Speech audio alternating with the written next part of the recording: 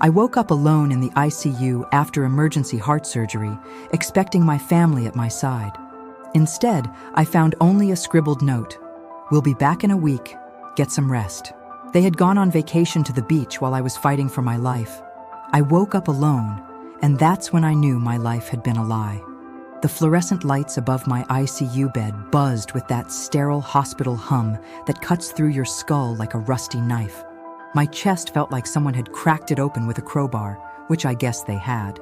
Heart surgery at 58 wasn't exactly in my 5-year plan, but here I was, breathing through tubes and wondering why the hell no one was holding my hand. There should have been voices, familiar voices.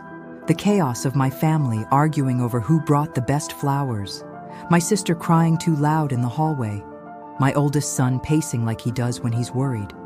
Instead, there was just this suffocating quiet, broken only by the steady beep of machines keeping me alive. The nurse, a kind-faced woman with graying roots and tired eyes, noticed I was awake. "Oh, honey, you're back with us," she said, adjusting something on my IV. "How are you feeling? Where is everyone?" My voice came out like sandpaper. I hadn't meant for that to be my first question back from the edge of death, but there it was. She hesitated, and that hesitation told me everything. "There's a note for you, sweetie. From your family." A note. A fucking note. She handed me a piece of hotel stationery, the kind they give you at those beachfront resorts down in Naples. My daughter's handwriting, rushed and careless. "Mom, we decided to go ahead with the beach trip since you're in good hands. The doctors said you'd be fine, and we've been planning this for months. We'll be back in a week. Rest up. Love you." The gang. The gang. Like they were some cute sitcom family instead of the people who were supposed to be here when I almost died. I stared at that note until the words blurred together. The beach trip. The one to Marco Island that I'd helped plan for 6 months. The one I'd canceled my own pottery class for, twice. The one I'd insisted we all needed because family time is precious, and we're all getting older. The nurse pretended to busy herself with my chart, but I could feel her watching me. Probably seen this before. Probably had a whole category in her mental filing system. Patients whose families abandoned them for vacation. "When did they leave?" I managed to ask. "Day before yesterday, honey. Right after your surgery when the doctor said you were stable." Day before yesterday. So while I was unconscious, fighting my way back from whatever dark place hearts go when they stop working right, my entire family was packing sunscreen and arguing over who got the window seat on the plane. The worst part wasn't even that they left. It was that they felt entitled to leave. Like I was just another item checked off their worry list. Mom's heart surgery, handled. Mom's recovery, delegated to medical professionals. Mom's emotional needs, irrelevant. I'd spent 35 years being the gravitational center of this family. The one who remembered birthdays and organized holidays and mediated the endless drama between my 3 kids. The one who dropped everything when my sister needed help with her divorce, when my youngest son got arrested for that DUI, when my daughter couldn't handle being a single mom and needed me to babysit every weekend for 2 years straight. But the first time I needed them, really needed them, they chose a beach vacation. The anger hit me like a second heart attack. Hot and sudden and so intense, I thought I might actually flatline again. But underneath the anger was something worse. Something that felt like falling down a well in the dark. I'd been dispensable all along, hadn't I? All those years of being indispensable, of being the one everyone called when life got messy. And what was I really? Just a convenience. A reliable service provider who happened to share their DNA. "Mrs. Morrison?" The nurse's voice seemed to come from very far away. "Your heart rate's elevated. Try to take some deep breaths for me." But I couldn't breathe. Not because of the surgery, but because I was suffocating on 35 years of misplaced priorities. Every family dinner I'd cooked instead of taking that art class. Every weekend I'd spent helping someone else instead of doing something for myself. Every time I'd said, "of course," when I meant, "why is it always me?" The nurse pressed a button, and within seconds, a doctor appeared. Young guy, probably younger than my oldest kid, with concerned eyes and steady hands. "We need to keep you calm, Mrs. Morrison. I know recovery is difficult, but stress can set back your healing." Stress. He thought this was stress. This wasn't stress. This was clarity. Brutal, devastating clarity. "Doctor," I said, my voice stronger now, "how long was I unconscious after the surgery?" "About 18 hours. You came through beautifully, but your body needed time to recover from the trauma." 18 hours. They couldn't wait 18 hours to see if I'd wake up okay. They had a plane to catch. Over the next few days, I got really good at staring at the ceiling. The water stains up there looked like a map of all the places I'd never been, because I was always too busy taking care of everyone else's needs. That one in the corner looked like Italy. The one near the window could have been Japan if you squinted. The day nurse, Rosa, was from Cuba originally. She had this way of bustling around that reminded me of my own mother, but with boundaries I'd never learned to set. "You know, mija," she said while changing my bandages, "I've been doing this for 22 years. Want to know what I've learned?" I nodded, not trusting my voice. "The families that hover, that never leave the bedside, they're usually the ones with guilt. And the families that disappear, they're usually the ones who've been trained to expect someone else to handle everything." She said it so matter-of-factly, like she was commenting on the weather. But her words hit me like a diagnosis I wasn't ready to hear. "Which category am I in?" I asked. "Honey, you're in the category of someone who's about to figure out the difference between being needed and being valued." The social worker showed up on day 3. Eleanor, mid-60s, with silver hair and the kind of no-nonsense demeanor that told me she'd heard every sob story in the book. She sat in the uncomfortable chair next to my bed like she planned to stay a while. "So," she said, pulling out a legal pad, "tell me about your support system." I almost laughed. "You mean the support system that's currently getting tanned in Marco Island?" She didn't even blink. "I mean the people in your life who show up when you need them, not when it's convenient." That question sat between us like a challenge. I started to list my family, then stopped. Started to mention my friends, then realized most of my friendships had been sacrificed on the altar of family obligations years ago. Tried to think of anyone who knew the real me, not just the version that existed to solve other people's problems. The silence stretched until it became uncomfortable. "That's what I thought," Eleanor said, not unkindly. "So let's talk about building one." She left me with homework. Actual homework, like I was back in school. Write down 3 things I enjoyed doing before I became everyone's go-to person. List 5 times in the past year when I said yes, but meant no. Identify one relationship in my life that gave me energy instead of draining it. I stared at that blank paper for hours. 3 things I enjoyed. When was the last time I'd even asked myself what I enjoyed? It felt like trying to remember a language I used to speak fluently, but hadn't used in decades. Finally, I wrote, pottery, reading mysteries, walking on the beach alone. Alone. I'd written alone without even thinking about it. When had I started craving solitude instead of company? The 5 times I'd said yes, but meant no was easier. Too easy. I filled up both sides of the paper and still had more examples. But that last question, one relationship that gave me energy. I sat there with my pen hovering over the paper until my hand cramped. My kids drained me with their constant needs and drama. My sister called only when she needed something. My ex-husband still managed to create chaos in my life 5 years after our divorce. My friends, what friends? The few I had left were really just other mothers I'd met through my kids' activities, and we only talked about our children. I was about to give up when I remembered Mrs. Chen from my pottery class, the one I'd quit attending when my daughter needed help with her divorce. Mrs. Chen was 83 and had this way of working with clay that was like watching meditation in motion. She never asked about my family problems or expected me to fix anything. We just sat together, shaping bowls and talking about glazes and the way afternoon light hit the studio windows. I wrote her name down, then stared at it. One person. In 58 years of life, I could only think of one person whose presence didn't come with expectations or obligations. That night, I called my oldest son, Michael.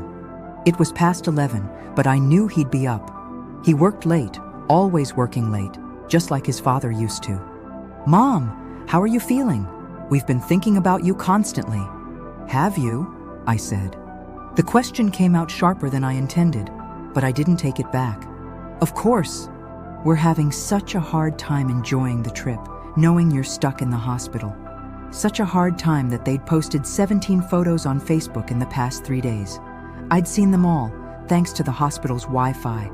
My family laughing on the beach, my grandchildren building sandcastles, my daughter and her new boyfriend sharing drinks at sunset, everyone looking relaxed and happy and completely unburdened by concern for my well-being. "Michael," I said, "why did you all decide to go on the trip?" "Well, the doctor said you were stable and we'd already paid for everything and..." He trailed off, probably realizing how that sounded. "And what?" "And Dad said you'd be mad if we canceled because of you. He said you always taught us not to let other people's problems derail our plans." Dad. My ex-husband, who'd left me for a 32-year-old dental hygienist but somehow still had influence over family decisions. The man who'd criticized me for being too involved in the kids' lives was now using my own parenting philosophy against me. He said that? I kept my voice level, but inside I was screaming. "Yeah, you know how he is, always practical. He said you'd want us to be independent and not hover." Independent. That was rich, coming from a man who still called me to ask where he'd put his winter coats and whether the kids liked the same breakfast cereals they'd eaten since childhood. "And you agreed with him?" "Well, yeah. I mean, you did always tell us not to be clingy. Remember when I wanted to stay home from that school trip because I was worried about you and Dad fighting? You made me go anyway." I did remember. Michael was 12, and his father and I were going through our rough patch. The fights were getting louder, and Michael had started having nightmares. But the school trip to Washington, D.C. was a once-in-a-lifetime opportunity. And I didn't want our marriage problems to limit his experiences. That was different, Michael. How was it different? How was it different? Because he was 12 and I needed him to have normal childhood experiences? Because marriage problems weren't life-threatening emergencies?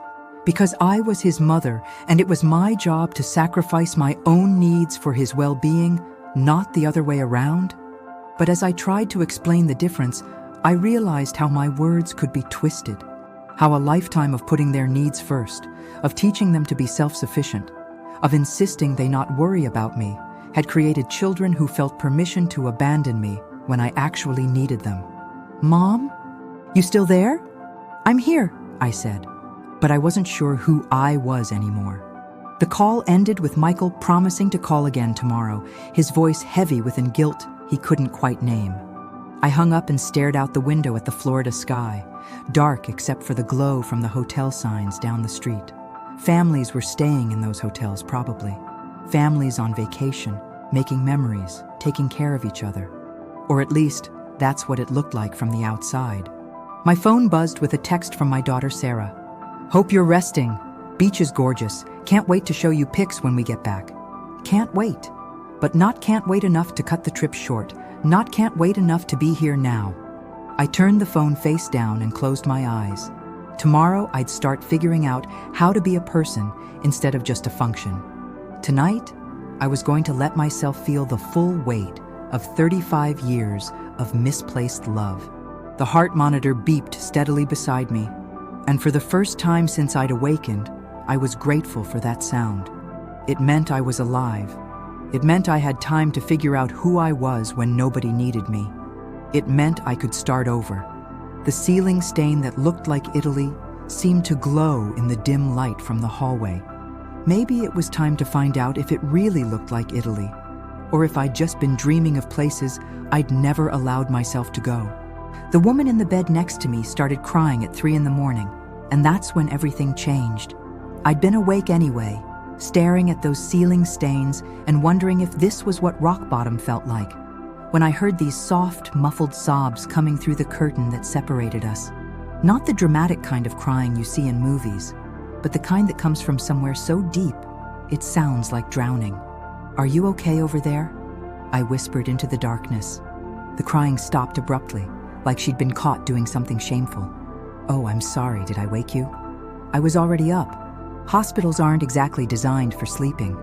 She laughed, but it came out wet and shaky. "No, they're not." A pause. "I'm Margaret.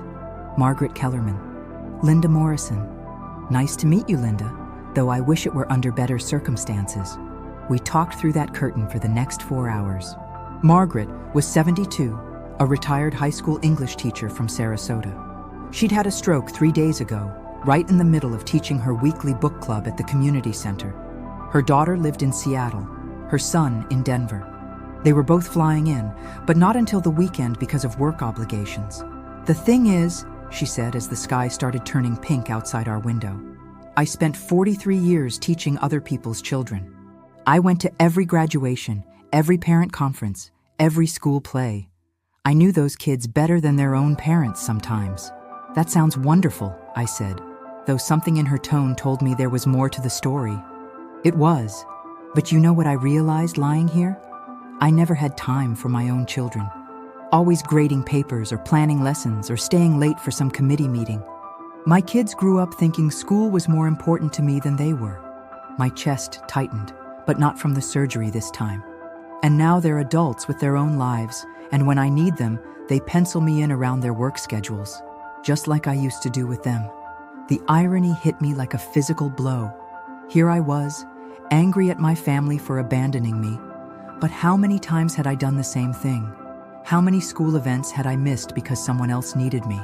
How many conversations with my kids had I cut short because I was rushing to help my sister or my mother or whoever else was having a crisis that week? "Margaret," I said, "can I ask you something?" "Of course. Do you think they stayed away because they don't care? Or because they learned from you that work comes first?" The silence stretched so long, I thought she'd fallen asleep. Then she whispered, "I've been asking myself that same question for 3 days." When the morning shift arrived, I was sitting up in bed for the first time since surgery. The day nurse, Rosa, raised her eyebrows when she saw me. "Well, look who's decided to rejoin the living," she said with a smile. "How are we feeling today?" "Different," I said. And I was. Dr. Patterson made his rounds around 9. He was the cardiologist, mid-40s with prematurely gray hair and the kind of bedside manner that made you feel like you were his only patient. He checked my incision, listened to my heart, and nodded approvingly. "You're healing beautifully, Mrs. Morrison. Better than I expected, actually. When can I go home?" "Well, that depends. Do you have someone who can stay with you for the first few days? You shouldn't be alone just yet." The question hit me like cold water. Someone to stay with me? My family would be back from their trip in 4 days. 4 more days in this hospital bed, or what if I don't? I asked. We'd need to arrange for a home health aide, or possibly extend your stay here until you're more independent. Independent. There was that word again. "Dr. Patterson, can I ask you something personal?" He glanced at his watch, but sat down in the chair next to my bed. "Of course. In your medical opinion, could stress have contributed to my heart attack?" He was quiet for a moment, choosing his words carefully. "Chronic stress can definitely be a factor in cardiovascular disease. Why do you ask?" "Because I've been stressed for about 35 years, and I'm wondering if taking care of everyone else's problems literally almost killed me." His expression grew serious. "Mrs. Morrison, are you having thoughts of harming yourself?" "No," I said quickly. "Just the opposite. I'm having thoughts of finally taking care of myself." He smiled then, the first genuinely warm smile I'd seen from him. "Well, that might be the best medicine you could prescribe for yourself." After he left, I called Eleanor, the social worker. She arrived within an hour, carrying 2 cups of coffee and that same no-nonsense energy. "So," she said, settling into the chair, "how's the homework coming?" I showed her my list. She read it without comment, then looked at me over her reading glasses. "Mrs. Chen from pottery class. Tell me about her." "She's 83. Lost her husband 2 years ago. Never had children. She makes these incredible ceramic pieces, these delicate bowls that look like they're made of light." "What do you talk about when you're with her?" "We don't talk much, actually. We just work. Sometimes she'll tell me about her garden, or I'll mention something I read in the paper. But mostly we just exist together in the same space, creating things. And how does that feel?" "Peaceful." The word came out before I could think about it. "Like I can finally breathe." Eleanor made a note on her pad. "When was the last time you saw her?" "About 8 months ago. I quit the class when Sarah needed help with her divorce." "And did you tell Mrs. Chen why you were leaving?" I thought back to that last class. I'd packed up my tools, mumbled something about being too busy, and left. Mrs. Chen had been working on a vase, her weathered hands moving over the clay with such tenderness it made me want to cry. "No," I admitted. "I just stopped showing up." "How do you think that made her feel?" The question hit me harder than I expected. I'd been so focused on my family's abandonment that I hadn't considered how many people I'd abandoned over the years. Mrs. Chen, my book club, my walking group, the volunteer work at the animal shelter I'd given up when my mother got sick. "I need to make some phone calls," I said. Eleanor smiled. "Now you're getting somewhere." The first call was the hardest. I dialed the pottery studio with shaking fingers. "Sunshine Clay Studio, this is Jennifer." "Hi, I'm looking for information about your classes. Specifically, I wanted to know if Mrs. Chen still comes to the Thursday evening sessions." "Oh, Mrs. Chen? She's wonderful. Yes, she's here every Thursday like clockwork. Are you interested in joining the class?" "I used to attend. My name is Linda Morrison. I had to stop coming about 8 months ago, and I was wondering, did she ever ask about me?" Jennifer's voice softened. "Linda? Oh my goodness, yes. Mrs. Chen asked about you for weeks after you stopped coming. She was worried something had happened to you." My throat closed up. She was worried? She kept saying she hoped you were okay, that it wasn't like you to just disappear. She even asked me to try calling you, but we didn't have your number on file. I hung up and cried for 20 minutes. Real tears this time, not the angry tears of the past few days, but tears of recognition. While I'd been consumed with being indispensable to my family, I'd made myself dispensable to the people who actually valued my presence. My phone rang while I was still wiping my eyes. Sarah, my middle child. "Mom, how are you feeling? We're having such an amazing time, but we miss you." I looked at the phone screen for a long moment before answering. Sarah's smiling face from her profile picture looked back at me, taken at last year's family Christmas. I was in the background of that photo, blurry and bent over the stove, making sure everyone else had enough food. "Sarah," I said, "I need to ask you something, and I want you to tell me the truth." "Of course, Mom. What is it? When you were growing up, did you ever feel like I was too busy taking care of other people to pay attention to you?" The silence stretched for so long I thought the call had dropped. "Sarah, Mom, that's kind of a loaded question. I know. But I need to hear the answer." Another pause. Then, in a smaller voice, "Sometimes, like when Aunt Karen was going through her divorce, you were at her house every night for 2 months. I had that big presentation for AP History, and I kept trying to practice it with you, but you were always on the phone with her or driving over there, or you never told me. I was 16, Mom. I knew Aunt Karen needed help. I didn't want to be selfish." Selfish? My 16-year-old daughter had learned not to ask for her mother's attention because other people's needs came first. "Sarah, I'm so sorry." "Mom, it's okay. You were helping family. That's what you do." But it wasn't okay. It wasn't okay that my children had learned to minimize their own needs to accommodate my compulsive caregiving. It wasn't okay that they'd grown up believing they had to compete with everyone else's crises for their mother's attention. "How's the beach?" I asked, because I needed to change the subject before I started crying again. "It's beautiful. But honestly, Mom, it feels weird being here without you. Like we're playing hooky from real life." "What do you mean?" "I keep thinking about you in the hospital, and then I feel guilty for having fun. But then I remember what Dad said about you wanting us to be independent, and I feel guilty for feeling guilty. My ex-husband had really done a number on them, hadn't he? Twisted my desire for them to be self-sufficient into permission to abandon me when I needed them most. Sarah, what if I told you I'd rather have you here than at the beach? I'd say you're lying to make me feel better.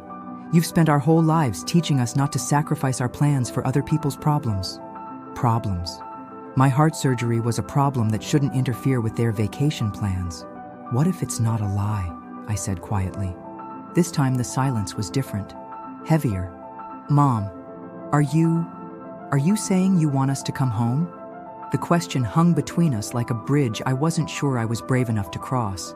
If I said yes, I'd be admitting that all those years of putting everyone else first had been a mistake.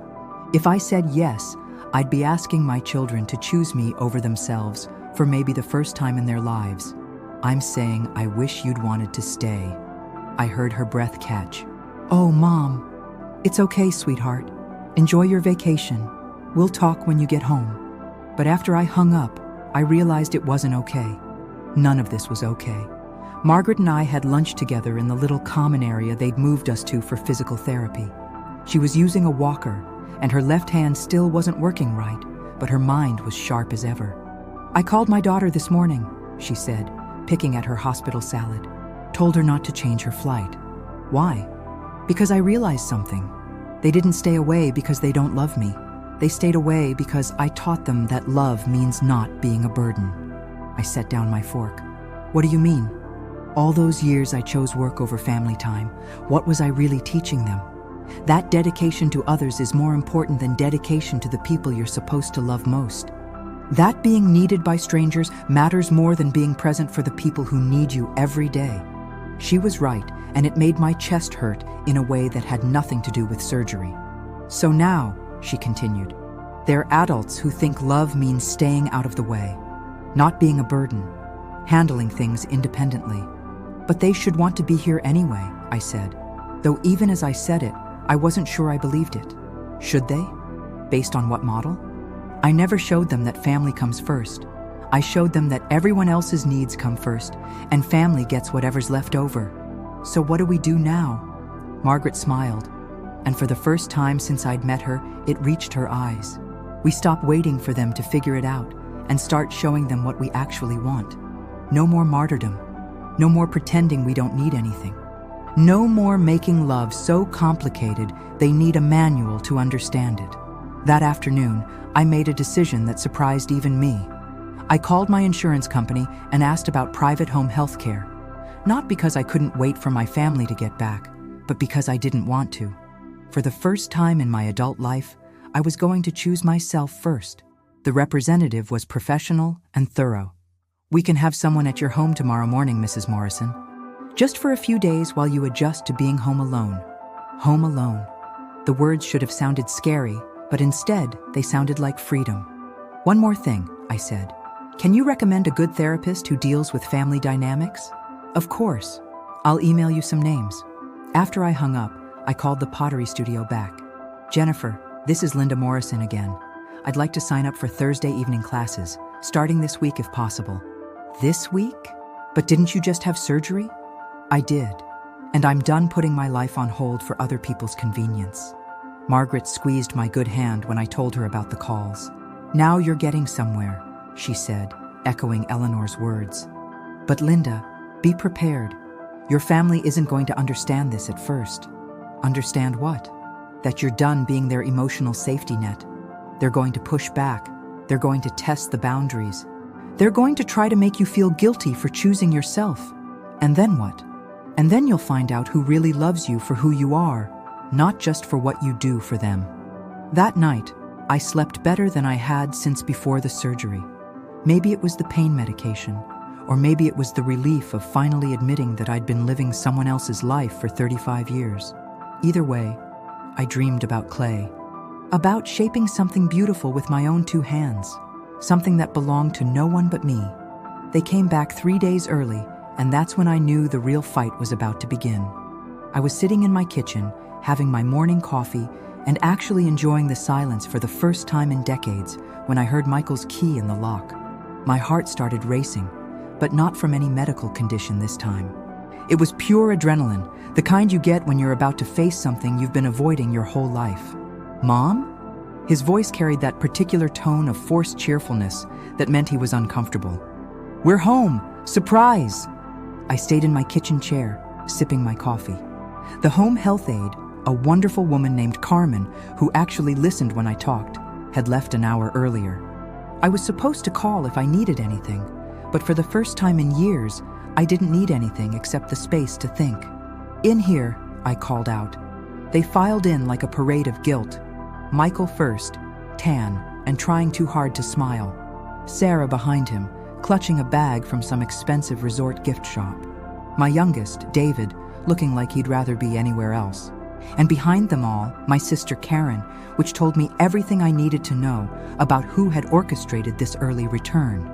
"You look good, Mom," Sarah said, but her eyes were scanning me like she was looking for evidence of damage they'd caused. "I feel good," I said, and meant it. "How was the beach?" The silence that followed was thick enough to cut.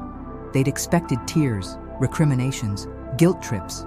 They'd prepared for the mother who would have been waiting by the phone, cataloging every moment of their absence as evidence of their neglect. "It was nice," Michael said carefully. "But we missed you." "Did you?" Karen stepped forward, her face already settling into the expression she used when she was about to manage a situation. "Linda, we need to talk. The kids are worried about you. You've been saying some concerning things." "Concerning to whom?" "Well, to all of us.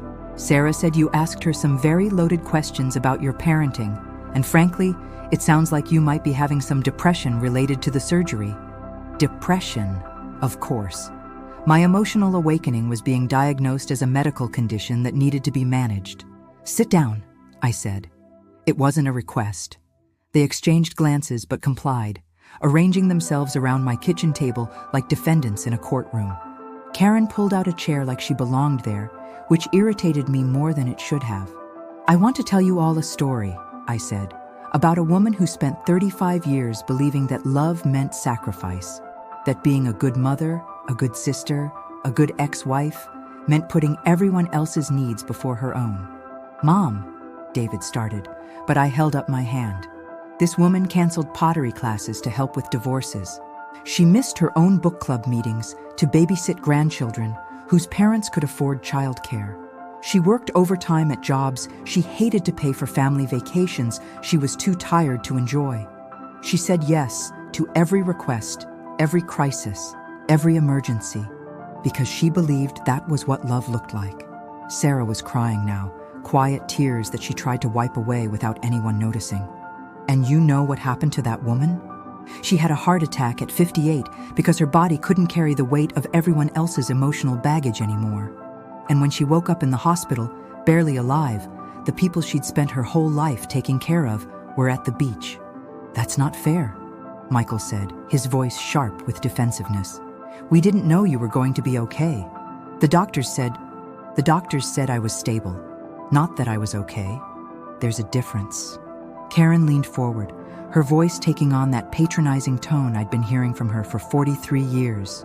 "Linda, I think you're being a little dramatic. We all came as soon as we could, and you came when it was convenient. After you'd gotten your vacation, your son, your family bonding time, you came when the crisis had passed and you could feel good about yourselves for showing up." "That's not true," Sarah whispered. "Isn't it?" "Sarah, when was the last time you called me just to talk? Not because you needed something, not because there was a problem to solve, but just because you wanted to hear my voice?" She opened her mouth, then closed it. "Michael, when was the last time you invited me to do something you enjoyed? Not a family obligation, not a holiday dinner I cooked, but something you thought we'd both have fun doing together?" He stared at the table. "David, when was the last time you asked me about my dreams, my goals, my interests outside of being your mother?" The silence was deafening. "I'll tell you when," I continued, my voice steady despite the tears running down my face. "Never. Because somewhere along the way, I became a function instead of a person. I became the woman who handles things, who fixes problems, who absorbs everyone else's pain so you don't have to deal with it." Karen stood up abruptly. "This is exactly what I was worried about. You're having some kind of breakdown, Linda. You need professional help. I am getting professional help. I have a therapist, a cardiologist, and a pottery teacher.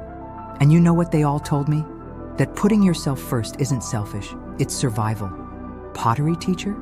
Michael looked genuinely confused. "I'm taking classes again. Thursday nights. The class I quit to help Sarah with her divorce." "But Sarah's divorce was finalized 6 months ago," Karen said. "Exactly. I quit the one thing I did just for myself to help with a crisis that lasted 2 months, and then I never went back. Because there was always something else, wasn't there? Always another emergency, another person who needed me more than I needed myself." David finally spoke up, his voice small and uncertain. "Mom, We didn't know you felt this way. Of course you didn't. Because I never told you. I taught you that my job was to absorb your problems and that your job was to let me. I taught you that love meant never having to consider whether the person giving it had anything left to give. Sarah was sobbing openly now. I'm sorry, Mom. I'm so sorry. Don't apologize, sweetheart. This isn't about blame. This is about change. What kind of change? Michael asked, and I could hear the fear in his voice. I'm moving. The words hung in the air like smoke. I hadn't planned to announce it this way, but seeing them all sitting there, still expecting me to manage their emotions while ignoring my own, crystallized everything I'd been thinking about. Moving where? Karen's voice was sharp. I found a condo in St. Petersburg, near the art district. Walking distance from the pottery studio and the library. 2 bedrooms, so you can visit, but small enough that I can't host every family gathering and holiday. You can't be serious, Michael said. This house has been in our family for 20 years. It's been my prison for 20 years. I'm selling it. What about the grandchildren? Sarah asked desperately. Where will we have Christmas? Where will the kids come when they need somewhere safe and familiar? You'll figure it out. The same way families figured things out before I became everyone's default solution. Karen slammed her hand on the table. This is insane, Linda. You're having some kind of midlife crisis, and you're making decisions that will hurt everyone who loves you. Everyone who loves what I do for them, I corrected. There's a difference. That's not true. David stood up, his face flushed with anger and hurt. We love you, Mom. We've always loved you. Then show me. What do you mean? I mean, stop expecting me to prove my love by sacrificing my happiness for yours. Stop calling only when you need something. Stop taking my availability for granted.